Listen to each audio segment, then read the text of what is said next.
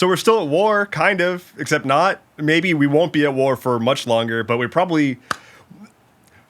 something happened. The U.S. and Iran and Israel and Lebanon and several other local folks have been at war ever since the U.S.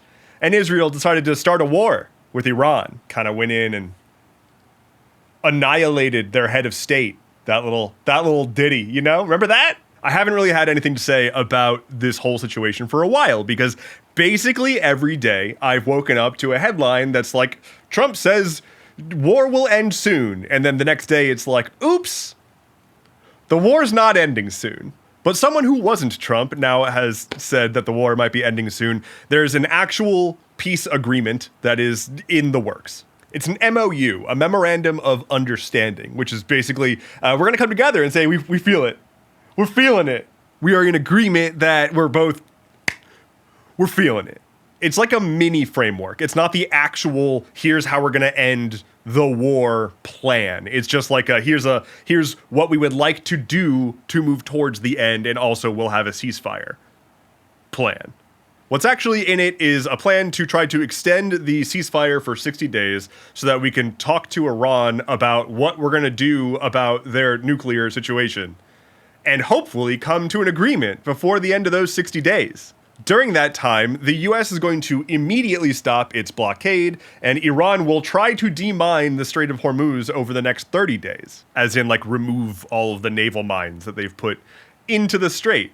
It also includes a plan to transfer up to $12 billion of frozen assets back to Iran.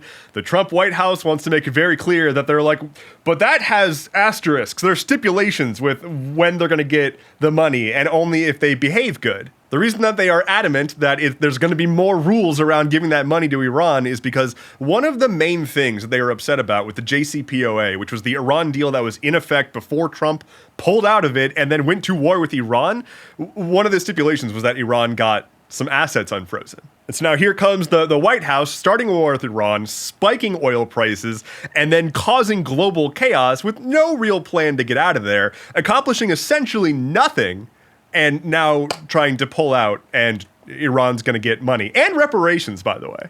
On the Iranian side, the plan is to stop retaliating to attacks, assuming that the attacks actually stop. Because there's a really big asterisk here, and that is Israel, who's not on board with any of this. Not all of the Iranian leadership is super on board with this deal to begin with, but largely the vibe from Iran seems to be like, this is generally a win, as far as we could have a win. You know, brought America to its knees kind of a thing. On the US side, they're just desperately trying to not make this look embarrassing, because we are basically pulling out of a failed war again. It's what we do. But Israel doesn't see itself as nearing the end of a war. In fact, they are escalating their bombing of Lebanon while they're trying to do peace talks with Iran.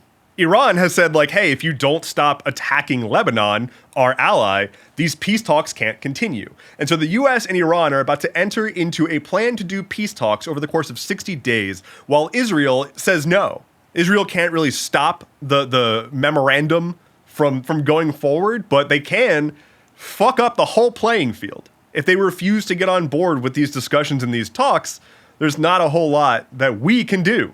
And interestingly, the strain between Trump and Benjamin Netanyahu has actually gotten kind of publicly tense. Like, Trump has publicly yelled at Netanyahu several times now, which is funny and also very telling, because Trump doesn't like to have to be stuck on something, right? He doesn't want to have to deal with this longer than a couple of weeks. It's why everything is 2 weeks for him.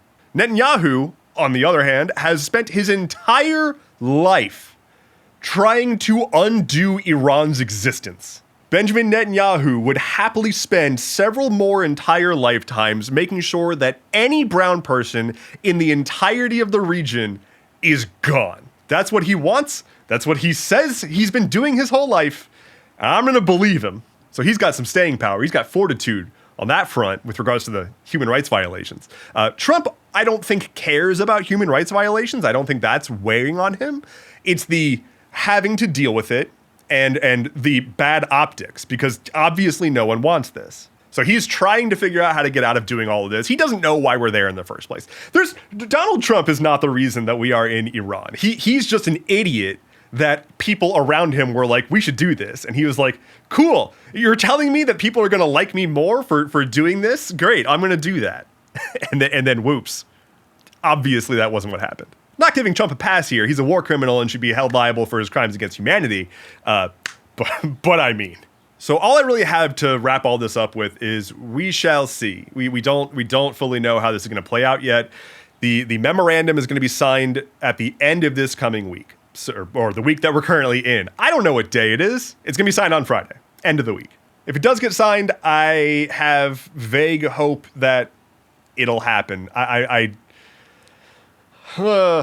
don't strongly believe that we're going to see all of this cleanly go away this year. But that is far from what I want. What I want is for all of this to go away and never have happened in the first place. So, hoping for peace, not holding my breath, that is the state of things as far as I'm aware. Still recovering, still not really in a place to be standing a whole lot, but thank you for being here.